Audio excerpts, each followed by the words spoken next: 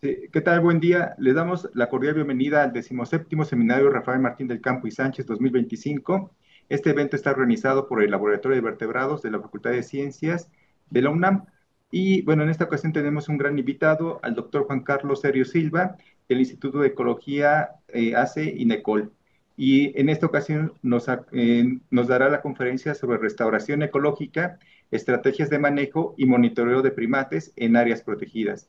En este momento la doctora Kathleen Babb hará presentación de su reseña. Adelante, Kathleen. Buenas tardes, bienvenidos a la continuación de este 17º seminario Rafael Martín del Campo.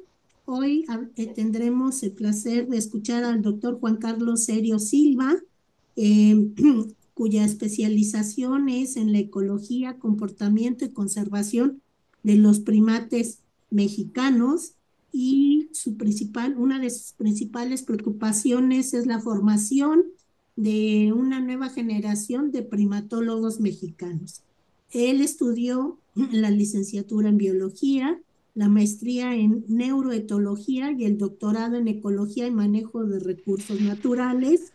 Hoy en día trabaja en la red de biología y conservación de vertebrados y es responsable del grupo de estudios transdisciplinarios en primatología del Instituto de Ecología INECOL, Veracruz. El doctor posee numerosas publicaciones y se destaca por su gran trabajo comunitario desarrollando festivales regionales e itinerantes en comunidades rurales, en las zonas tropicales de México, para exaltar de forma lúdica el valor de los primates y su hábitat. Gracias a su trabajo, ha logrado ay, perdón, eh, que se le decrete en el gobierno de Tabasco a Balancán, santuario sagrado del mono Zaraguato Negro. Eh, ha sido presidente de la Asociación Mexicana de Primatología. Se ha homenajeado, como el único mexicano en obtener el Conservation Award de la Sociedad Americana de Primatólogos. Recibió el Premio Estatal de Ecología José Narciso Rovirosa Tabasco en el 2014 y el Premio al Mérito Ecológico de la Semarnat, además de muchas otras distinciones. Ha trabajado desde hace más de 30 años con primates en las selvas mexicanas o en cautiverio, tratando de introducir siempre el aspecto de educación para la conservación en las comunidades donde hay estos primates. Ha brindado especialmente mucho apoyo a grupos de mujeres artesanas trabajando para los primates que se inspiran en los monos silvestres para realizar sus productos y restaurar su hábitat natural.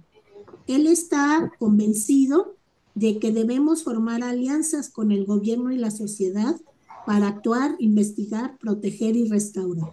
Solo entonces nuestra diversidad de primates y comunidades humanas podrán vivir en armonía.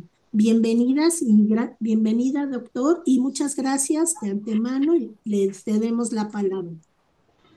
Bueno, muchas gracias por la presentación, doctora Katy, también Noé, todos los organizadores pues de este ya legendario seminario Rafael Martín del Campo, que ya pues 17 años se dice muy rápido, pero ha sido una gran labor que nos permite a todos pues estar involucrados con un foro que nos ayuda a divulgar algunas de las cosas que realizamos, nunca como una sola persona, esto lo quiero dejar claro desde el principio. Esto es un trabajo de equipo con muchos estudiantes que en el curso de los años han pasado por estas aulas, por estas oficinas y por supuesto generando líneas de trabajo que tratamos de ir a ejecutar pues con los monos, con la selva y con las comunidades que viven en esos lugares. Entonces, para mí es un gran gusto estar con ustedes, platicándoles un poco de lo que en equipo hemos desarrollado durante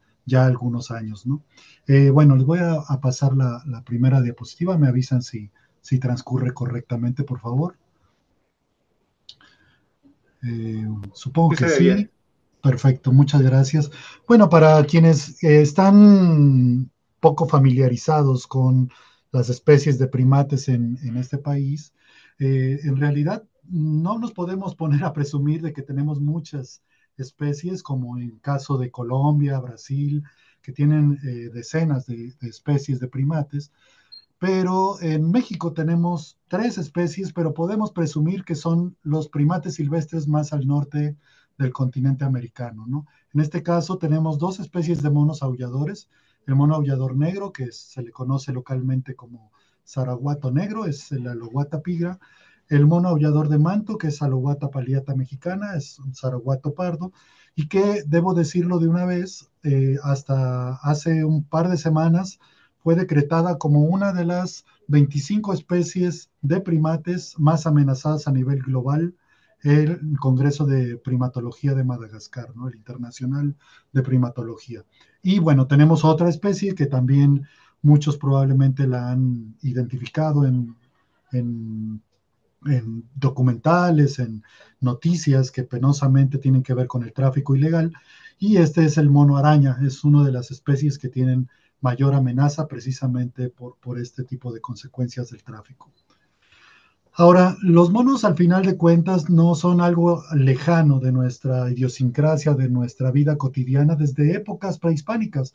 De hecho, en el 11º día de cada mes, en ese calendario prehispánico, era dedicado a una deidad que se llamaba Ozomatli y estaba representado en numerosas manifestaciones de la vida cotidiana, como vasijas, sellos, platos, glifos, en muchas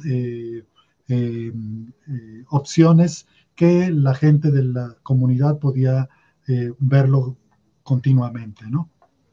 Ahora, es muy interesante porque a pesar de honrar la figura de los primates, en el sentido estricto, parece que no ha sido suficiente, porque en lugar de seguir honrando esta posición importante que hasta en el calendario tenía un día, en la vida cotidiana actual, pues resulta que uno imagina que estos animales viven en una armonía romántica en las selvas, donde están perfectamente en situaciones de armonía otra vez entre las especies, pero la verdad es que existen numerosas presiones para estos grupos de fauna, de vertebrados, pues tan relevantes. Y estas son las amenazas. Tenemos eventos de transformación del hábitat, de deforestación y fragmentación, con motivo de principalmente la ganadería extensiva y la agricultura en grandes áreas que hacen que se pierda el hábitat donde radican estos primates. Asimismo, tienen el impacto del crecimiento urbano, nuevas vías de comunicación, los incendios que pocas veces se evalúan realmente, y hay un elevadísimo cambio de uso de suelo y la alteración de los ecosistemas tropicales, que debo decir que es el único espacio donde estos animales pueden vivir. Los ecosistemas tropicales son las selvas del sureste de México, donde solamente pueden vivir estos monos, no pueden vivir en las zonas del altiplano y mucho menos en áreas, por supuesto, desérticas. Ahora, como les decía hace un momento, hay un evento que es dramático y que cada día, especialmente en los últimos meses, hemos detectado que está incesante y que cada vez hay una mayor recurrencia por este tipo de eventos tan dramáticos como es la cacería y venta ilegal de los monos para su venta, como decía, para mascotas, ¿no? Donde básicamente lo que se hace es matar a la mamá y a veces a más integrantes del grupo para que estos animales sean vendidos en el mercado negro. Estos animales están prohibidos por la legislación mexicana, detenerlos, de capturarlos, por supuesto, de atentar contra ellos, ¿no? Y bueno, en estudios que hemos desarrollado aquí en el grupo, una de mis estudiantes de doctorado, la maestra Zaira Esparza, ha hecho varias publicaciones recientemente. Esta semana acaba de publicar otra que tiene que ver con este tema, donde es clarísimo que por cada mono sobreviviente y confiscado por las autoridades, tuvieron que morir al menos 2.3 monos araña y hasta 9.3 monos aulladores. Ahora, hay otra cosa importante que se ha empezado a hacer una especie de moda en la forma en la que se trata con el tráfico de los monos. Y este tiene que ver con el involucramiento del crimen organizado, donde hay inclusive eventos donde el ejército abate a alguna persona que está involucrada en este tipo de circunstancias, y estas personas están trayendo con ellos en esta esfera de movimiento del crimen organizado a mascotas que son poco habituales. Ya no es un perro, ya no es un gato, ahora son monos que están inclusive disfrazados, pues, o los visten como si fueran sicarios también, ¿no? Lo cual es una pena, es una sensación de impotencia de que estos animales estén transcurriendo por este tipo de circunstancias.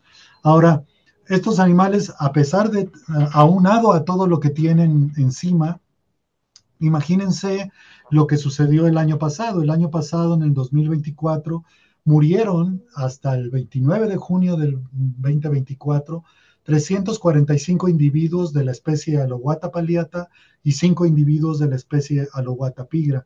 La mayoría de las especies, de los individuos estuvieron muriendo por efectos de cambio climático, por esta onda de calor tan intensa que sucedió. Murieron la mayoría en Tabasco, también hubo algunos en Chiapas y también en el estado de Campeche. En fin, tienen diferentes eventos que les están realmente mermando a las poblaciones, y lo cual está pegándoles durísimo. Y otra cosa también igual de relevante es el asunto de las enfermedades. Pareciera que nos olvidamos que todo este ecosistema y coexistencia humano-fauna está ligado de muchas maneras, y las enfermedades que vienen de allá hacia acá, quiero decir, de la fauna a humanos, también pueden ir en el sentido inverso, ¿no? Entonces, hay ya evidencias de enfermedades antropozoonóticas para primates, donde hay una susceptibilidad común a muchos patógenos entre humanos y monos silvestres, como ha sido ya reportado por el virus del ébola, fiebre amarilla, la influenza, tuberculosis, virus de herpes simple, monkeypox, que ahora ya se llama viruela símica, entre otras cosas. Esto es también una llamada de atención, porque pareciera que suena muy bonito tener un animal como estos como mascota. Sin embargo, uno mismo se está arriesgando a tus hijos, a tus familiares, para que estén expuestos a este tipo de patógenos, lo cual tendría que minimizarse, y evidentemente los primates silvestres deben estar en las selvas y los humanos en el espacio que le corresponde, ¿no? Hay estos ejemplos que les decía del ébola y la fiebre amarilla. Por ejemplo, en el año 2002, entre 2002 y 2003, murieron, según este reporte publicado en la revista Nature, cerca de 5,000 gorilas murieron por la cepa de Zaire del virus del ébola. Imagínense cómo está esta confirmación de riesgos de transmisión entre humanos y simios por consecuencia de esta habituación al turismo que sucede en muchos de estos lugares. Seguramente conocen información de estos macacos de berbería que están en unos riscos en esta zona, y donde los turistas pueden interactuar con ellos, como la dama que está ahí en la foto, donde se les suben a los hombros y básicamente están precisamente con ellos, ¿no? El 60% del ecoturismo que visita los gorilas de montaña en este bosque impenetrable de Windi, en Uganda, no respetan las normas de encuentros con los animales, y lo que hace es que les pueden ser transmisores de varios riesgos extremos para ellos, ¿no? Lo cual es realmente gravísimo, porque estos monos, pues precisamente los gorilas, están en grave peligro de extinción. Ahora, algo más cercano a nosotros, en el caso de la fiebre amarilla en Brasil y en el norte de Argentina, los monos aulladores son los primeros en morir cuando el virus llega a la selva a través de estos mosquitos, que lo tenemos aquí, el Aedes aegypti, y es un vector de las enfermedades también, como dengue, zika, chikungunya y entre otros, ¿no? Y entonces mucha gente piensa que los monos pueden transmitirle a los humanos, cuando en realidad no es así, ¿sí? Ellos son de alguna manera los que te avisan que empieza a haber este patógeno de la fiebre amarilla circulando en el ambiente, y entonces es como para avisar a las comunidades que tienen que irse precisamente a vacunar para que no tengan este padecimiento. La verdad es que es realmente muy, muy interesante que estamos en un vínculo muy estrecho con muchas enfermedades. Ahora, si recuerdan el evento del COVID que nos mantuvo en resguardo a todos nosotros, en sitios donde hay este tipo de interacción tan continua como en los templos que hay en Asia, donde hay miles de macacos que andan circulando por esos lugares, vean este video donde los monos al ver que ya no había la fuente de alimento, que son estas personas que llegan a estos templos, pues lo que hacen es que salen hambrientos a las ciudades a buscar algo que les permita sobrevivir. Esto realmente es como de apocalipsis y los monos en lo que están tratar de sobrevivir de alguna manera. Entonces, vean qué dramático se está poniendo el asunto a pesar de las condiciones, además de las condiciones de deforestación, de tráfico de fauna, etcétera, etcétera. Este tipo de datos que tienen que ver con enfermedades, la verdad también están pegándole a las poblaciones. Ahora, empiezan a haber ya respuestas sobre esto, ¿no? Las normas, los lineamientos que se empiezan a generar para que la gente que trabaja en campo pueda ser muy cuidadoso a la hora de interactuar con los monos. Bueno, vayamos un poco a los términos más generales, ¿no? Los términos de conservación de la biodiversidad, donde lo que se pretende básicamente es prevenir la pérdida irreversible de la vida en este planeta con la gestión que incluya las especies, los hábitats y a ambas circunstancias, ¿no? Para ello, los gobiernos como tales han decretado en casi todos los países áreas que dedican a la protección natural, y en nuestro caso son las ANPs, las áreas naturales protegidas, que pretenden conservar los ecosistemas y permiten la adaptación de la biodiversidad y enfrentar, en medida de lo posible, los efectos del cambio climático. Hay varias modalidades que conocemos que existen, por supuesto, las reservas de la biosfera, los parques nacionales, monumentos naturales, áreas de protección de recursos naturales, santuarios, áreas protegidas no federales que los estados o las comunidades también mantienen, y todas estas arman un rompecabezas que trata de proteger los espacios por donde este tipo de personas queremos conservar nuestro patrimonio natural, ¿sí? Ahora, cuando hablamos de restauración ecológica, y que es un poco el tema de este tipo de seminarios, debemos de entender que es un proceso de asistir a la recuperación de un ecosistema que ha sido degradado, dañado o destruido. Sin embargo, casi siempre pensamos en la restauración con especies vegetales. Sin embargo, esto no es solamente eso, si lo meditamos profundamente. Tiene que ver con la relación de interacción de muchas ligas de la fauna con la flora y cómo se va incrementando este tipo de relaciones entre estos elementos de los ecosistemas, ¿no? Ahora, hay varias estrategias de manejo que tienen que ver con la restauración y tiene que ver con los temas que involucran aspectos ecológicos, económicos o socioculturales, ¿no?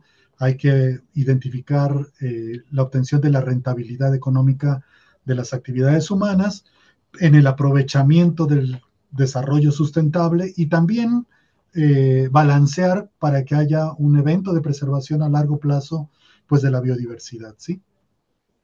Ahora, a partir de aquí quiero mostrarles algunos ejemplos de lo que en nuestro grupo hemos estado desarrollando por varios años para tratar de promover actividades que involucren la restauración de la fauna por medio de la vinculación académica, que sería nuestro caso, con elementos de la iniciativa privada y con las comunidades locales. Esto es algo que tendría que ser un ejercicio recurrente, donde todos participáramos de manera abierta, sin egos, sin ningún tipo de forma de como dirían en mi pueblo, de ningunear a nadie más, sino que nos escucháramos y sacáramos la mejor solución para proteger nuestro patrimonio natural, ¿no? Bueno, el primer ejemplo que les tengo es de este proyecto que desarrollamos en el estado de Campeche, en donde se estableció un proyecto fotovoltaico en un área de vegetación que ya estaba muy perturbada. De hecho, eh, esto fue en el municipio del Carmen, donde era una zona, como les decía, de sabana ya perturbada, con vegetación secundaria y arbórea, eh, donde estaban los de selva mediana, y que estos fomentaban la presencia de algunas poblaciones de monos aulladores negros, el Alohuata pigra que les comenté que tenemos en esta zona. Y entonces lo que nos pidieron como grupo a, a nosotros, los empresarios de este tipo de iniciativa, de poner este proyecto fotovoltaico, fue ayudarlos a identificar qué áreas había que conservar y de qué manera se podían reubicar monos para que no fueran afectados de alguna manera para su conservación. Esto lo hicimos mediante diferentes estrategias, por supuesto, identificar dónde estaban las poblaciones naturales y planear un evento de translocación que permitiera llevar a estos animales que podían haber sido afectados a otras áreas donde pudieran estar en mejores condiciones, ¿no? Durante ese tipo de movimientos, de manejos clínicos, se hacen este tipo, perdón, de oportunidad de obtener muestras que van desde muestras sanguíneas, muestras de leche materna, de saliva, de pelo, para diversos estudios que nosotros después desarrollamos ya con esas muestras en nuestros laboratorios, ¿no? Aquí hay algún ejemplo de eso para que ustedes vayan viendo cómo se trabaja con estos monos. Todos los animales son marcados. Hacemos un inventario de muestras biológicas de cada uno de los animales capturados con una etiqueta. Las muestras de sangre nos permiten, entre otras cosas, evaluar la presencia de anticuerpos asociados a enfermedades endémicas como leishmania, dengue, chikungunya. También identificamos la presencia de elementos traza como el plomo y el mercurio, el origen y posibles afectaciones a estos animales. También de la saliva podemos identificar cómo estos microorganismos que están presentes en estos sitios fragmentados los protegen de la colonización de patógenos externos. También se evalúa el estado nutricional de los grupos estudiados con la dieta que está asociada a los sitios donde viven. Y también se evalúa la presencia de proteínas asociadas al estrés en estos animales. Se aprovecha, entre otras cosas, para hacer un monitoreo satelital, que es algo que se le impone a la empresa para que sepan que no nada más es mover a los animales y dejarlos botados ahí. La verdad es que esta labor de convencimiento tiene que hacerse siempre para que ellos entiendan que la responsabilidad de tener fauna silvestre involucra mucho más que solo cubrir algún requisito que les hayan impuesto las autoridades ambientales. Entonces, en nuestro caso les pedimos que se tenía que proponer monitoreo satelital de los animales que se estaban moviendo. En este caso se colocaron collares en 3 hembras adultas que nos permitían identificarlas y monitorearlas en diferentes momentos, como ven en la pantalla, de sus recorridos en los fragmentos donde ellos se movían, ¿no? ¿Sí? Gracias a este tipo de iniciativas y a esta vinculación entre la academia, entre ellos como iniciativa privada y con la gente local, les dieron un premio que es el premio a la sustentabilidad empresarial, donde ellos, por hacer bien las cosas, precisamente les va como una estrellita en la frente, muy bien, ¿no? Bueno, ahora hay otro ejemplo que les quiero platicar, que es un proyecto que tenemos en curso, que denominamos Volviendo al Paraíso Original, ¿no? Esto es un proyecto de translocación y monitoreo. Lo denominamos inicialmente Volviendo al Paraíso Original porque tiene un simbolismo muy interesante. Fíjense que este proyecto involucra al Instituto de Ecología, que es donde elaboramos, con una modalidad de resguardo de animales, que es los PIMS, que en este caso, este PIMS TQ está ubicado en Playa del Carmen, Quintana Roo, donde en el año 2000, imagínense ya cuánto ha pasado, 25 años, se trasladó una población de 9 monos aulladores de manto del sitio denominado municipio de Juárez, Juárez, Chiapas, y se la llevaron a este lugar en Quintana Roo para tratar de salvaguardar su integridad y fomentar su reproducción y después su posterior reintroducción, ¿no? Porque de donde se los llevaron estaban talando su espacio original y pues básicamente los iban a matar y digamos que en ese entonces se conciliaron las cosas para llevárselos a este lugar. Sin embargo, lo más importante es que esos monos no son propios de ese sitio. La especie Aloguata palliata mexicana no tiene al estado de Quintana Roo como área de distribución natural. El asunto es que en este PIMS, tras 25 años de esos 9 monos, pues resulta que la población, por supuesto que iba a crecer, y creció a tal grado que ya son alrededor de 50 individuos en el último censo, y estos se encuentran ubicados en un área de selva de 2 hectáreas que está delimitada por un espacio del lugar, ¿no? Ahora, lo que nos contactaron es para ver en qué sitios se podían ya promover las actividades de reintroducción de esta especie a su hábitat natural. Por eso es que se le denomina, como les había dicho, la vuelta al paraíso original, ¿no? Lo que empezó a pasar ya con tantos animales en ese espacio tan limitado es que hay un mayor crecimiento de la población, hay más competencia y además hay otras especies en el mismo espacio que son coatíes, mapaches, monos araña, gatos, en fin, ya se empieza a hacer realmente algo bastante complicado y lo que empezamos a identificar es que era ya urgente con todos los protocolos y permisos que se requieran, llevárselos a un sitio que sí fuera realmente su hábitat natural, como en este caso podría ser la Reserva de la Biosfera de los Tuxtlas, que es llevárselos de Playa del Carmen a esta área. Para que tengan una idea, estos 45 o 50 monos aulladores que viven en este PIMS ya se han dividido en 2 grupos, uno de 30 individuos y otro de 20, y ahora están alojados en 3 subgrupos comunidades sociales íntegras.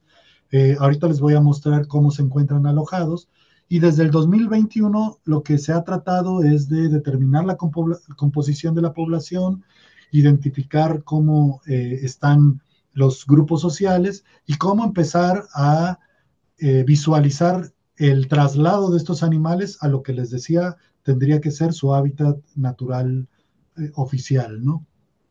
Ahora, lo que se ha hecho, entre otras cosas, es elaborar un plan de manejo para la translocación de esta especie desde Quintana Roo a los Tuxtlas y está en vías de aprobación para los permisos pertinentes ante la DGBS de la Semarnat. La frecuente exposición de uno a estos animales lo que pretende es identificar con mayor facilidad qué estrategias podemos desarrollar para tomar muestras biológicas y evaluar las condiciones de salud poblacional de estos animales, y esto lo hacemos mediante una estrategia de condicionamiento operante donde a partir de un estímulo estos animales permiten que uno pueda tomar muestras de ellos.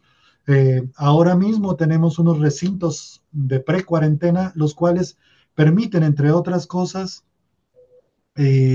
tenerlos en mucho mejores condiciones para eventualmente trasladarlos al espacio natural donde van a tener que ser liberados y desarrollarse en áreas de selva como siempre han estado, además, ¿no? Durante los manejos que se hacen con estos animales, hay este tipo de registros que se obtienen, que tienen que ver desde los aspectos veterinarios, pero también el registro de los chips que se otorgan por Semarnat para este tipo de animales que viven dentro de esta modalidad de los PIMS, ¿no? Ahora, ¿cómo se pretende hacer esto? Esto es a través de estos 3 grupos que les comentaba, que están ya confinados como grupos sociales, donde se pretende tener una colaboración interinstitucional, ya hay gestiones muy avanzadas, a través del traslado terrestre que se haría de igual manera que se hizo con las guacamayas, que se liberaron los tuxtlas, es traerse a estos animales a través de la colaboración con el Grupo Xcaret México. Para llevárselos a los tuxtlas, antes tuvimos que identificar espacios donde tuviéramos posibilidad de liberarlos con éxito y que no tuvieran que ser competencia para grupos residentes, sino complementarios. Encontramos espacios que tenían una buena estructura de dosel, que contaban con especies vegetales que formaban parte de la dieta, que consideraban una capacidad de carga de al menos de 2.5 individuos por hectárea, con vinculación muy estricta y muy bien entendida con los poseedores de las tierras. Ahorita van a ver detalles de esto, y que nos permitiera además hacer un monitoreo continuo a nivel corto, mediano y largo plazo para que estos animales supiéramos que tuvieron éxito en este tipo de estrategia, ¿no? Entonces, básicamente eso es lo que teníamos que hacer. Este es un poco lo que se ha hecho en el caso de las guacamayas. Nosotros pretendemos que sea con las jaulas transportadoras kennel, estas que se han utilizado pues, para el traslado de mascotas habituales.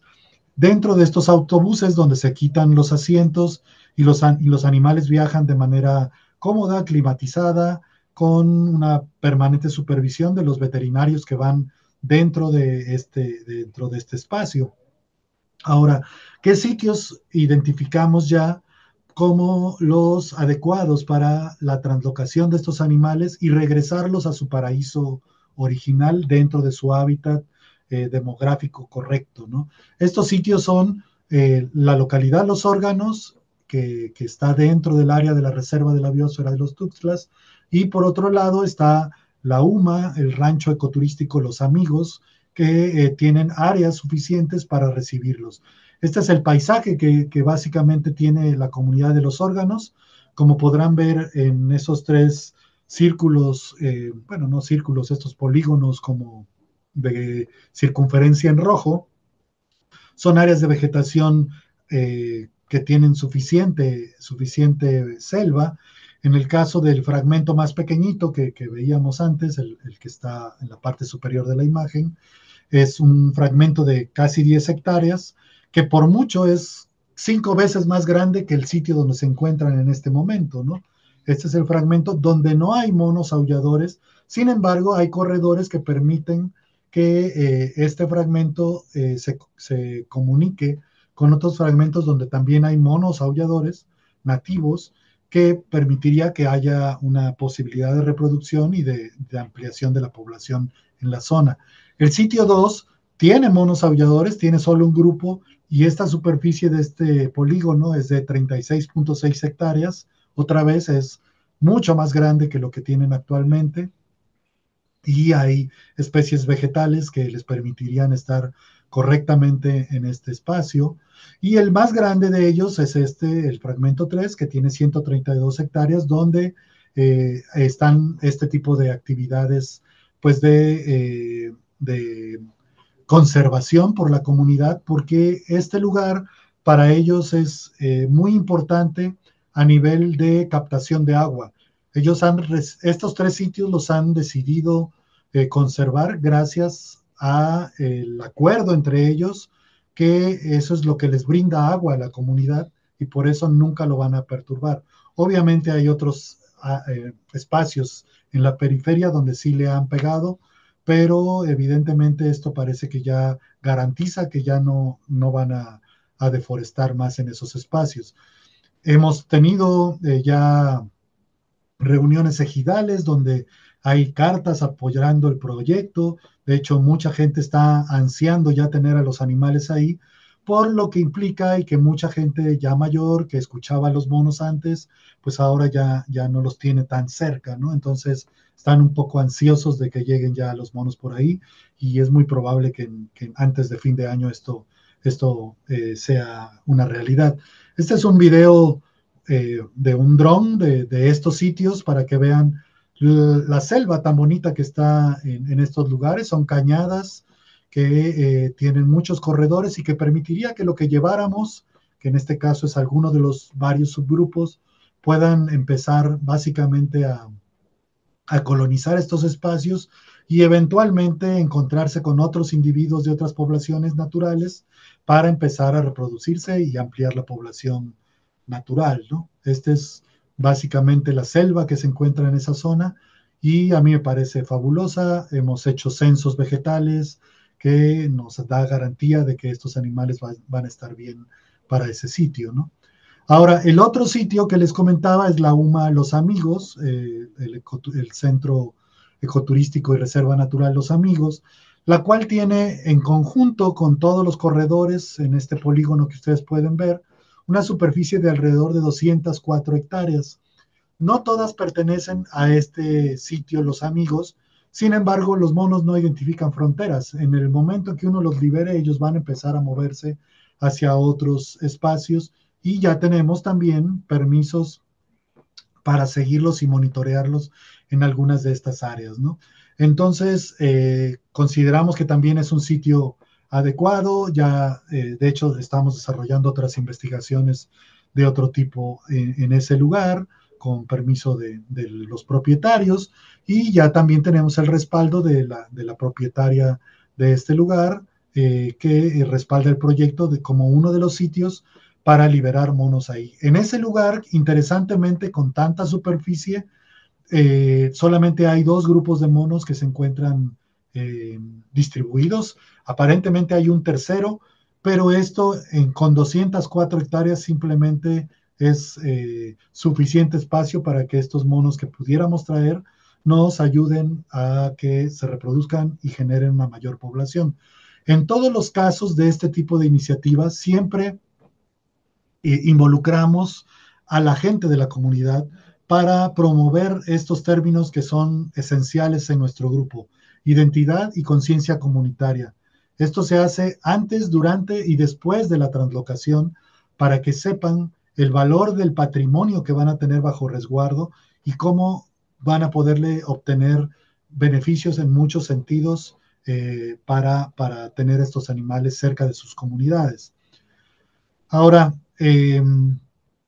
aquí hay un tema, regresando a esos términos, que quería yo proponerles. Al final, siempre hablamos de restauración ecológica, restauración forestal, restauración animal, pero deberíamos también pensar un poco en esto que les comentaba de la restauración de la conciencia. Es decir, cuando hablamos al principio de la charla que estos monos tenían un papel relevante en las culturas prehispánicas y ahora vemos cómo está el hábitat de estos animales, lo que se tiene que empezar a fomentar con mayor intensidad, y no solo con los monos, sino con casi cualquier especie que querramos trabajar, es motivar y enseñar, no enseñar en el sentido autoritario, sino de compartir lo que uno pueda mostrarle a la gente local de lo que uno hace en esos sitios con sus proyectos de investigación, ¿no? Y esto no hay nada mejor, no hay ninguna estrategia mejor para realizar que a través de los grupos de mujeres. En nuestro caso, hemos logrado tener la satisfacción de que en algunos momentos de los proyectos se ha trabajado hasta con 20 comunidades de la región de los Tuxtlas en este caso, y también otras comunidades que son como otras 15 más en Tabasco, para que ellas trabajen con materiales que nosotros conseguimos para ellas como guardianas de la selva, acumulando alrededor de 350 mujeres que trabajan en estos grupos. No las dejamos solamente con el producto que realizan, con toda la magia que sale de sus manos, sino también se les capacita para que puedan vender este tipo de artesanías de diversas maneras. Se les crea un logo, un eslogan, una etiqueta de venta que permita que ellas y ellos, porque también hay personas, ya hombres involucrados, puedan vender de mejor manera sus productos. Ahora, por supuesto, no podemos dejar a un lado la influencia que tiene la información que desarrollemos sobre las mentes jóvenes, los niños, los chicos de la edad mediana, que necesitan saber que no son un animal más, en este caso los monos. Son animales que han estado ahí desde hace siglos, donde han estado básicamente compartiendo territorio, que llegaron antes que la misma gente local y que debería de haber un mutuo respeto para este tipo de interacción. Se hacen talleres educativos compartiendo información que se evalúa en diferentes momentos, en el antes y después, en estados del sureste de México, y se trabaja de alguna manera para que esta receptividad de la información permanezca por mucho tiempo. Ahora, otra de las actividades que realizamos ya desde hace, pues ya más de 12 años, un poco más de 12 años, es estos festivales integrativos donde se identifican estrategias educativas, artísticas, artesanales y ambientales para promover el valor de los primates en diferentes esferas de la comunidad, ¿no? Y esto lo queremos hacer en los sitios donde viven los monos. No necesito estar solamente en las ciudades desarrollando algún tipo de festival, etcétera, porque aunque sí son centros consumidores, la verdad es que hay que también atacar en el sentido dócil, quiero decir, compartiendo información en los espacios donde la gente vive, donde tienen cerca a los monos. Entonces, en este caso, están la serie de festivales que se han desarrollado. Por un lado, los que están arriba, la Semana Internacional del Mono Zaraguato, se desarrollaron en 4 años consecutivos en el municipio de Balancán, santuario sagrado del mono Zaraguato negro, que esto que comentaba la doctora Katy, es un municipio que logramos con nuestra presencia que se decretara en el diario oficial del gobierno del estado de Tabasco como un municipio, el único del país, que tiene como emblema a los monos zaraguatos, ¿no? También empezamos a desarrollar estos otros festivales en el sitio donde se originó la primatología en México, que es la región de los Tuxtlas, específicamente Catemaco, Veracruz, y desarrollamos este festival que se llama Changos y Monos Tesoros de los Tuxtlas. Sin embargo, después de 6 años consecutivos, pensamos como grupo que a veces no era posible que la gente viniera de muchas partes de la sierra a estos festivales en la cabecera municipal de Catemaco y que era mejor que nosotros tuviéramos una especie de kit itinerante que nos permitiera a nosotros ir a las comunidades precisamente a compartir el conocimiento que tuviéramos de los monos. Por eso se llama este nuevo festival Changos y Monos va a tu comunidad. Bueno, este es un ejemplo de lo que se ha desarrollado en este de Changos y Monos Tesoros de los Tuxtlas, hasta la iniciativa privada en el caso de la gente de los restaurantes, de los hoteles, de las empresas refresqueras, de cerveza, que nos prestan las carpas, que nos prestan las mesas, no piensen que nos surten de cervecitas, ¿verdad? Pero a veces se antoja, pero estábamos trabajando, así que nada de eso. Y bueno, en el caso de la fusión de muchos grupos de trabajo, como de MATAC, como la otra opción, Selva del Tostlan, las mujeres gestoras de desarrollo, entre otros, que entre este grupo se pudo desarrollar estos festivales tan importantes. Ahora, ¿qué se hace en estos festivales? Bueno, pues es básicamente lo que ven en la diapositiva, participación de la comunidad, se invita a las escuelas para que desarrollen también bailables, juegos, teatro, participen en concursos, en talleres, en las ventas de artesanías de las artesanas, que nosotros les dimos este módulo inicial para que desarrollaran y sean estos espacios donde puedan precisamente ofrecer sus productos, ¿no? Aquí hay otras de las actividades que se realizan, juegos de varios tipos, pero que tienen un contexto de información sobre la ecología, el comportamiento y fisiología de los primates. Hay estos como el rompecabezas, el tragabolas, el monorreciclatón, el memorama, entre otros, ¿no? Una modalidad muy interesante que se ha desarrollado por un colega que justo me ayudó también en algunas cosas del diseño de esta presentación, el biólogo Jesús Alto Cuate, que trabaja con cosas de realidad virtual.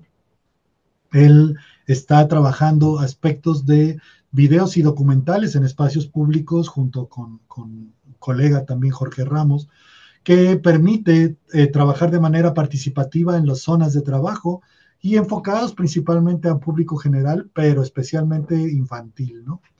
Esto es realmente muy relevante. Y bueno, un ejemplo de estos festivales itinerantes, pues lo podrán ver en este clip de video que es muy breve, que espero oiga. No sé si me pueden decir si se oye el sonido, que eso es lo que luego no pasa. Sí. No, no se escucha el sonido. ¿No se escucha? No. Híjole, bueno, pues entonces ni hablar. Lo voy a pasar entonces porque parece que no sucede. Pero bueno, básicamente es un mini documental de uno de los festivales itinerantes, en este caso en una localidad que se llama Balzapote, donde se va a estos espacios donde normalmente no hay nada. Es un sitio cercano a los lugares donde viven los monos, y es en estos espacios donde se les ofrece la presentación de documentales, de los talleres, de los juegos, entre otras cosas, ¿no? Bueno, y toda esta información básicamente nos ayuda a trabajar también con información que usamos para artículos científicos, que es básicamente para lo que también en nuestra nos permiten, no nos permiten, nos obligan un poco a que fomentemos esta información, ¿no? Gracias a estos festivales también hemos obtenido algunas publicaciones, pero lo que más nos resulta gratificante es compartir de manera lúdica, de manera gratuita siempre, además, estos tipos de materiales que ayudan a la gente local a tener la presencia de estos monos en su vida cotidiana, más allá de solo escucharlos en la montaña donde ellos los ven cada día, ¿no? Les ofrecemos a la gente local, en las escuelas, perdón, este tipo de materiales, de libros de divulgación, como estos que están en línea. Si alguien quiere la información de la liga electrónica, cada uno de estos se puede descargar gratuitamente. También libros de poemas, cuentos infantiles, estos documentales sobre primates. También se tienen episodios de podcast en un podcast que se suspendió, pero sigue en línea, que se llama Monos en las Ramas. Están en todas las plataformas. También generamos pósters informativos como infografías para las escuelas y tienditas locales, donde la gente puede ir a curiosear qué información está relevante de los animales que viven en su comunidad. Y algo que también nos importa muchísimo, que es estas campañas efectivas contra la desinformación que ponen en riesgo a los primates, ¿no? Es como el asunto de la fiebre amarilla que les comentaba hace rato. No sé si recuerdan, hace algunos meses empezó a haber una campaña donde que los monos podrían transmitir el mpox, cuando esto no sucede. Ellos no transmiten el mpox, ellos no tienen posibilidad de eso, y en todo caso, si fuera alguna vez detectado, que no ha sido, ellos no pueden transmitirlo a humanos, ¿no? Entonces creamos esta información para que la gente entienda que son animales tan vulnerables como ellos mismos, ¿no? Y bueno, cuando yo hablo de esta historia, de muchos temas y de publicaciones científicas y de todo, yo creo que muchas veces olvidamos que no somos los primeros y que además no vamos a ser los últimos, ¿no? Hay que identificar siempre a la gente que fueron los pioneros en la primatología mexicana, que andan por ahí todavía algunos activos inclusive, como en el caso del doctor Alejandro Estrada de la UNAM, con la bióloga Rosa Montt Coates, que increíble, todavía anda por ahí. Y por supuesto, dentro de la Universidad Veracruzana, al doctor Ernesto Rodríguez Luna, al maestro Francisco García, y del Instituto de Ecología, después pasó a la Universidad Veracruzana y que ya no nos acompaña en este mundo, el doctor Víctor Rico Grey, que fue quien empezó con los estudios en vida silvestre en la península de Yucatán. Pero alguien que siempre se nos olvida, pienso yo, y que no nos debería nunca de pesar agradecer, es a los guías de campo, los verdaderos reyes de la selva, que son quienes nos educan en el monte cuando caminamos, cuando andamos por estos sitios que solo ellos conocen mejor que nadie, ¿no? En este caso solo destaco a cuatro que son gente muy cercana a nosotros: el señor Antonio Jáuregui de la Universidad Veracruzana, recién jubilado; el señor Dolores Lolo Tejero, que penosamente nos abandonó ya; y el señor Santiago Sinaca, que quien no lo conoce es una leyenda en las cosas botánicas, es un naturalista con gran prestigio a nivel mundial, inclusive el señor Toño Jáuregui, Toñito Jáuregui, también de la Universidad Veracruzana, y bueno, de la comunidad de Balzapote, el señor Joaquín Landa, que siempre nos apoya en todo cada vez que lo necesitamos, ¿no? Ahora, realmente ya para concluir, quería compartirles esta reflexión de un colega al que sigo en la plataforma de X, que se llama Oscar Arias, donde deberíamos tener todos un poco de conciencia de que los científicos debemos recordar que el propósito de comunicar la ciencia no es mostrar lo inteligente que eres, sino hacer que la gente entienda de qué diablos estamos hablando. Y esto muchas veces se nos olvida, especialmente cuando estamos con la gente local, ¿sí? Y otra moraleja, en este caso para los estudiantes, para todo este equipo lindo que está aquí conmigo en esta foto, pues para los estudiantes es: lea artículos científicos diariamente, hágase preguntas constantemente, nunca dejes de aprender, haga lo que ama, estudie con pasión, enseñe lo que sabe, cuestione todo lo que lee. Y está bien no saber cosas, eso también no se presionen, hay que vivir la vida. Y no todo es ciencia, hay que disfrutar pues de este viaje, ¿no? Entonces, pues básicamente esta es la charla. Estoy a sus órdenes para cualquier duda, comentario, sugerencia, cachetada, lo que gusten. Muchas gracias.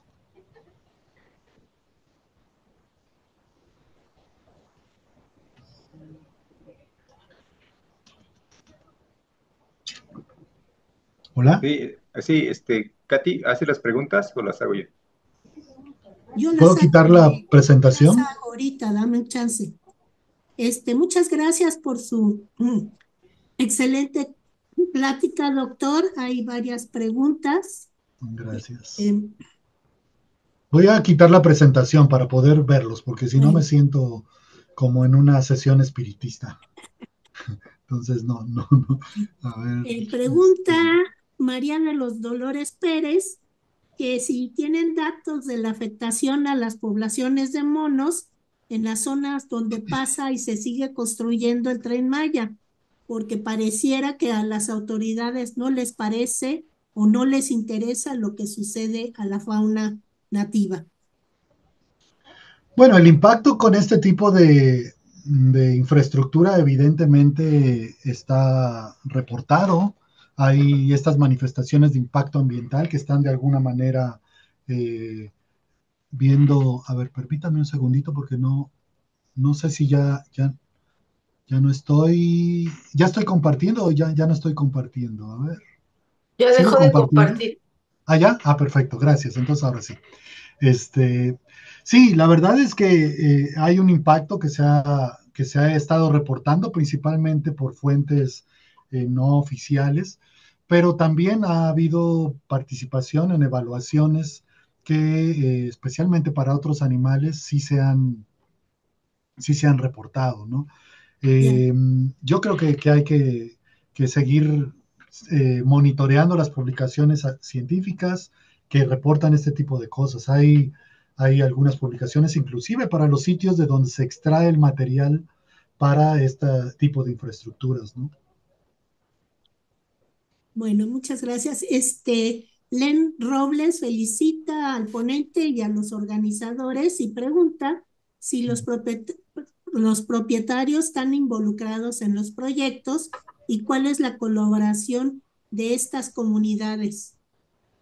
Sí, la verdad es que nosotros no hacemos ningún proyecto si no están involucrados ellos, ¿no? La verdad es que ellos son precisamente el centro del proyecto y además es una forma de hacerlos apropiarse del proyecto. No es que uno va a estar ahí de manera permanente al final de cuentas, pero sí y que identifiquen el valor de este tipo de involucramiento. En algunos de los casos ellos plantean estrategias ecoturísticas, por ejemplo, también plantean actividades de reforestación y de restauración, y hasta también desde el aspecto de espacio, ¿cómo decirlo?, de espacio natural restaurado, ¿no? O sea, no es lo mismo ver un área de selva donde ya no te aúlla unos monos aulladores como antes lo hacían, ahora tenerlo nuevamente, ¿no? Entonces, ellos están involucrados en todas las etapas. Muchas gracias. Laura Ramírez en el chat colocó el link del documental por si lo quieren ver después. Muchas gracias. María de los Dolores Pérez comenta que sin la ayuda de la comunidad no sería posible realizar este trabajo. Agradece mucho la labor que usted hace en el reconocimiento de ello.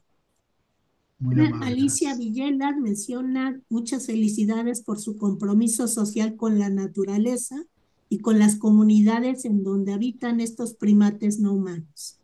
Muchas felicitaciones.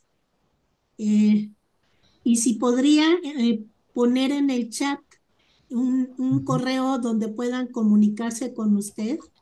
Sí, ahora por mismo favor. lo estoy poniendo. Listo. Muchas gracias. Pedro Villa agradece su valiosa charla y pregunta si los grupos de monos translocados no chocan con las poblaciones locales. No, porque hacemos algo que se llama reintroducción suave. Entonces, lo que buscamos es que, en el caso de este último proyecto que les comenté, llevarlos a un espacio donde no hay monos, pero que esté conectado con un corredor a otro espacio forestal donde sí hay monos. Entonces, en lo que estos monos que vamos a translocar se adaptan y los que están arriba los empiezan a escuchar que hay nuevos, estos van a empezar a migrar tanto de un sentido hacia arriba como los de arriba hacia abajo.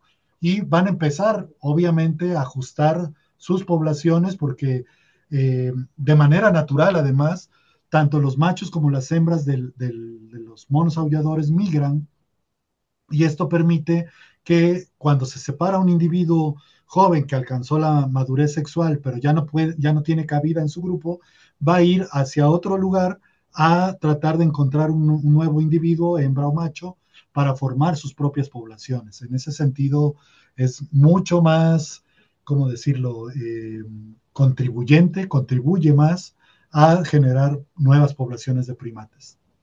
Ok, gracias. María de los Dolores Pérez pregunta si se han enfrentado a problemas de seguridad por grupos de la delincuencia que obstruyan su trabajo. Pues sí, anécdotas tenemos siempre, ¿no? Particularmente recuerdo un sitio cercano a Tenosique, Tabasco, ahí ya en la frontera con Guatemala, donde nosotros íbamos muy felices a tratar de censar poblaciones de monos en unos ranchos que nos habían dicho que era muy, muy bonito verlos y muy importante que fuéramos. Pero básicamente nos dijeron, no, papacito, usted se va con sus estudiantes a otro lado, porque aquí usted no tiene que entrar, ¿no? Entonces, básicamente sí han sucedido, hay anécdotas, ¿no? Ok, Carolina Vázquez le agradece mucho su presentación y el trabajo de usted y de todo su equipo. Muchas gracias. Menciona que es un gusto conocer el impacto en el crecimiento de las poblaciones en estas translocaciones y el trabajo académico en la comunidad. Muy amable, gracias. María de Dolores pregunta si hay alguna posibilidad de voluntariado de la población abierta. Sí, la verdad es que aquí en el grupo siempre tenemos las puertas abiertas para quienes de manera genuina quieran involucrarse en el estudio de los primates, así que con mucho gusto. Y algo similar menciona Carolina Vázquez, que sí hay posibilidades de participar en las actividades de educación ambiental que ustedes desarrollan, en especial en espacios de la Ciudad de México.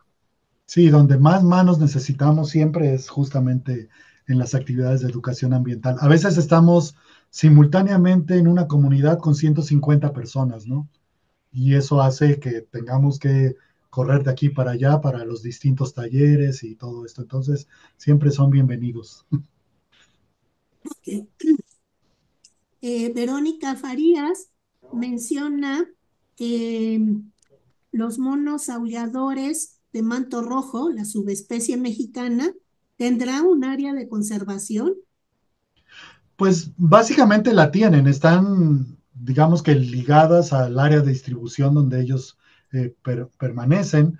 Y estos sitios, si te refieres al proyecto de translocación, son precisamente espacios donde la gente de la comunidad los tiene como espacios de conservación, ¿no? Entonces, sí, sin duda, ¿no? ¿Ok? Y mencionan que qué se necesita para poder participar con ustedes. Pues voluntad de querer escribir un correo y empezar a platicar y ver sus tiempos, porque luego eso es muy bonito.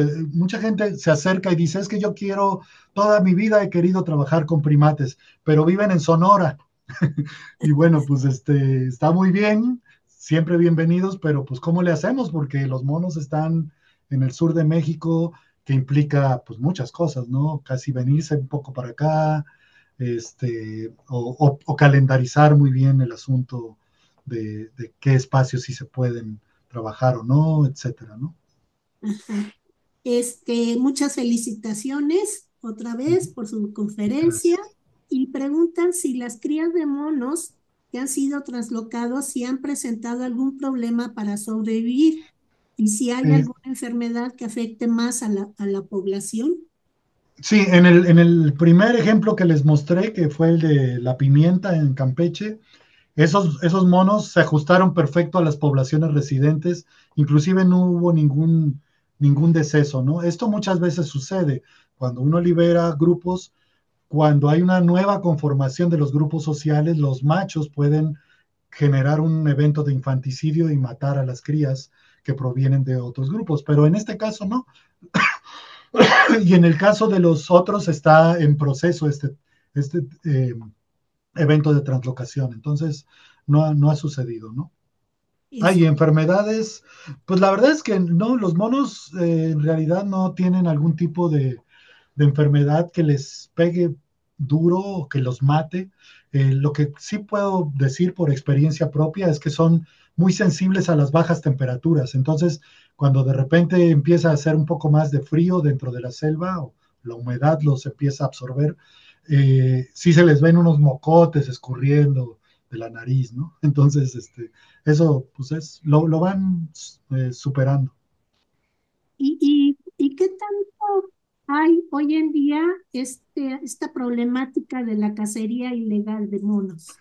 Es gravísima y eso nos aterra especialmente en los últimos meses, especialmente en mi grupo de trabajo. Les decía de esta chica, la doctora, bueno, casi doctora Zaira Esparza, que ha trabajado ya varios años con este tema y particularmente en los últimos meses ha sido increíble el número de decomisos que se han encontrado en muchas localidades del sur de México y en el centro de la República.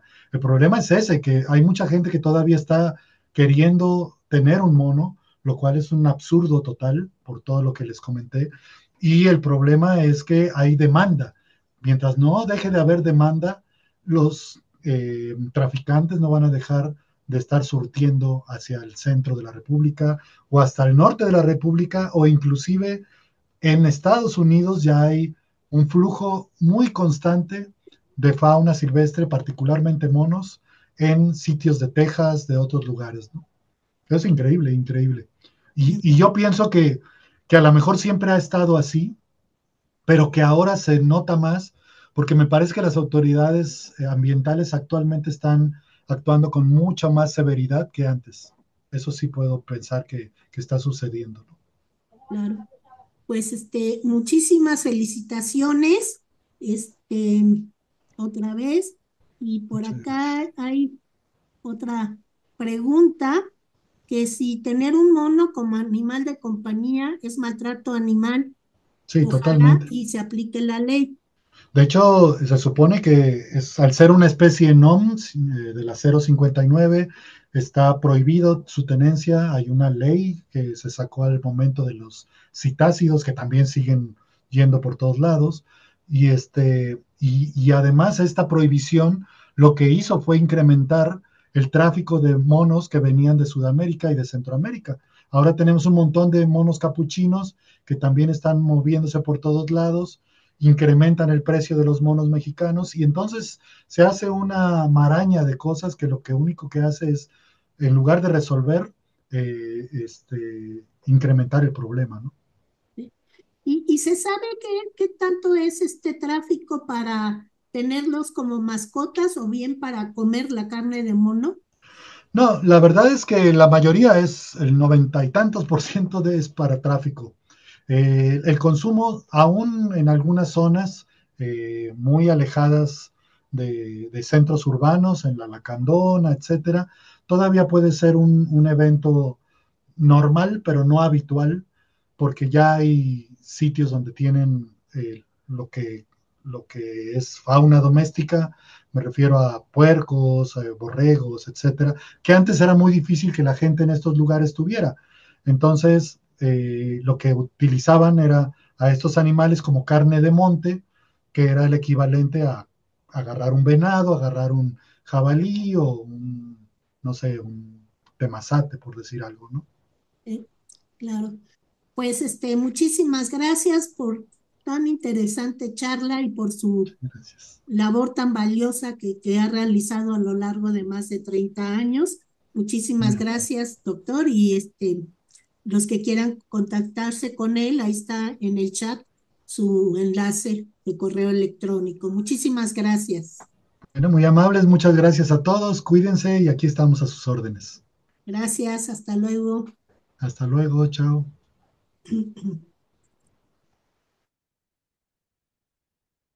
Pues gracias a todos y les recordamos la siguiente plática el Ah, sí. 20. Sí, les compartimos justamente la información del proyecto de reintroducción del cóndor de California el 26 de agosto. Sí, muchas gracias, doctor Juan. Sí, Gracias y saludos a todos. Buen día. sí, que tengan muy buena tarde. Hasta luego. Hasta luego a todos. Buenas tardes.